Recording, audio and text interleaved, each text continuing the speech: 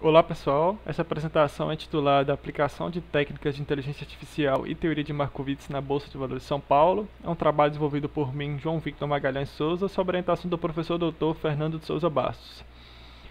Esse é um sumário dessa apresentação. Bom, a primeira questão nós discutiremos sobre a importância do investimento.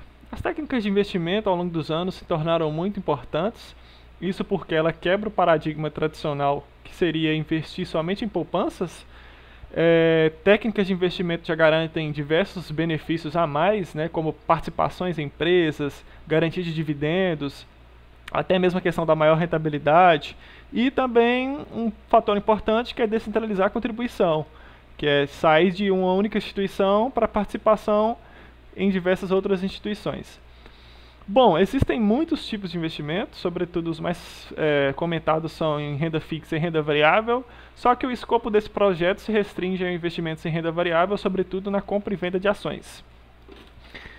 Bom, existem vários tipos de investidor, cada um com sua característica. A gente tem o investidor conservador, que ele corre menos risco, o investidor moderado, que ele já corre um maior risco para ter um maior retorno, e o investidor agressivo ou arrojado, que ele tende a correr mais risco em seus investimentos. Dito isso, a gente tem as problemáticas motivadoras desse projeto. Basicamente são duas. A primeira delas, quero que vocês pensem na seguinte questão: se vocês quisessem investir em X ações, quanto vocês deveriam investir em cada uma, né? Se vocês tivessem R$ 1.000 e tivessem 3 ações para investir, quanto vocês investiriam em cada uma dessas 3 ações? Bom, e a outra, se você souber o preço de abertura de uma ação, você poderia prever o valor que ela iria fechar, né? O preço de fechamento seria muito bom. Se você tivesse ali um intervalo que ela poderia fechar, né? Então, você poderia comprar mais ou vender.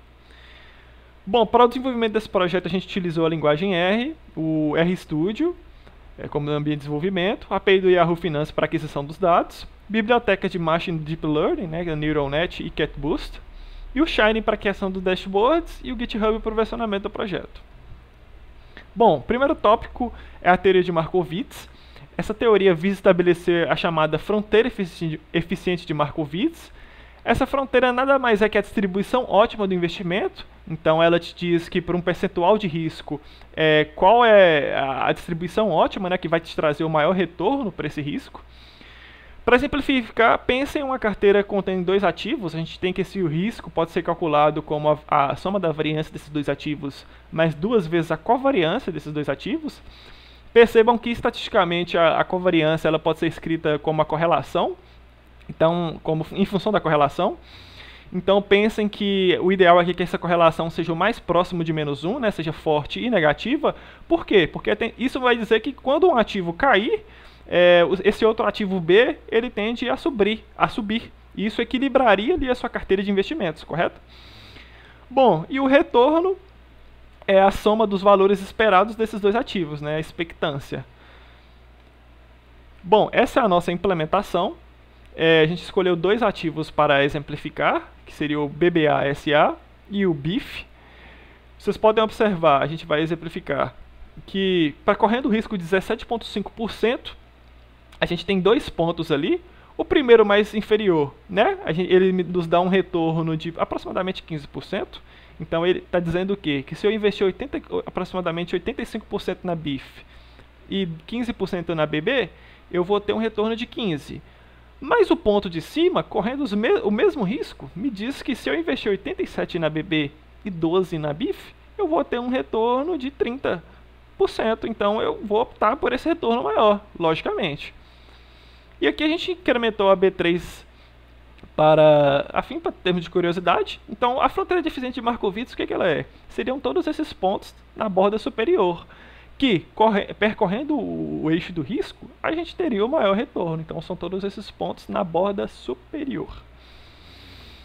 Bom, traçando para o segundo aspecto desse projeto, o que é Machine Learning, né? Para passar uma visão geral para vocês, Machine Learning é a capacidade computacional de aprender e obter informações úteis com um conjunto de dados. No nosso projeto existem vários tipos de aprendizado de máquina, como categorização, clusterização, mas nosso projeto é interessado em regressão, né, em prever valores contínuos, que seria o preço de fechamento da ação.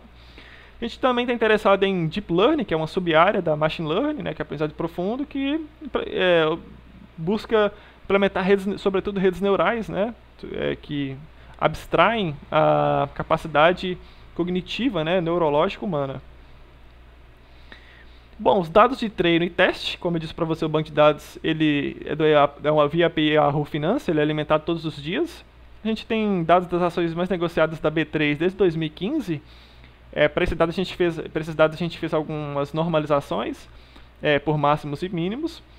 E nossa última predição separou o período de 2015 a 2020 como sendo dados de treino e o período do ano de 2021 como sendo dados de teste. Para o modelo de Machine Learning, pessoal, você precisa treinar ele com alguns dados e você precisa testar ele com outro conjunto de dados para você poder avaliar se ele está bom ou não.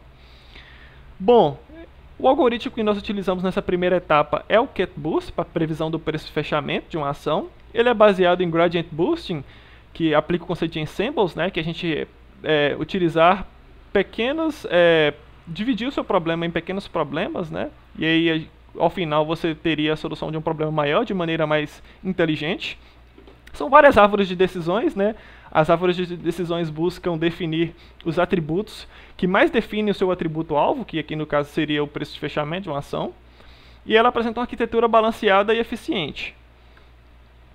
Bom, e quais são as métricas de avaliação que nós utilizamos? Nós escolhemos basicamente duas que são menos sensíveis a outliers, né? A primeira delas é a Mean Squared Error, que é o erro quadrático médio. Então, se a gente fizer n previsões, ele é calculado como a média, né, então, do somatório do valor real menos o valor previsto, né, para cada iteração ao quadrado, e o root mean squared error, que seria a raiz desse primeiro. Bom, a nossa aplicação, para nós interpretarmos os valores que a gente vai mostrar aqui, quanto mais próximos de 0, melhor, e esses valores, quanto mais próximos de 1, são piores. Bom, dos resultados, né? De antemão, quais são as nossas entradas, né? O preço de abertura, a gente tem outras métricas, como a diferença do maior preço no dia e o menor preço. Outras métricas que nós fazemos de algumas diferenças entre alguns atributos. E o que a gente quer prever? O preço final, né? O preço que essa ação fechou no dia. Então, um exemplo muito bom que nosso algoritmo performou foi para B3. Então, vocês observarem ali, os erros estão 0.01, são bem baixos, né? Então, se vocês observarem a linha azul, é o valor que o nosso algoritmo previu, e o preço a linha vermelha é o preço real daquela ação em determinado dia. Aqui não tão bem da Suzano. A gente já tem um erro médio ali de aproximadamente 0.05, e a raiz desse erro médio, né, de 0.08. Então, se vocês observarem no início aqui, não performou tão bem, mas no final ele já conseguiu ajustar. E tivemos um caso horrível, né, da TOTSV, que os erros ali percorrem a casa do 0.1, né? A gente tinha 0.01, aqui já está no 0.1, então bem ruins, né? E isso reforça a tese que é uma maneira tola usar apenas um algoritmo para prever ações que se comportam de maneiras completamente diferentes. Então a gente já entra na questão dos próximos passos, que é implementar redes neurais como forma de agregar na previsão desses novos de determinadas ações.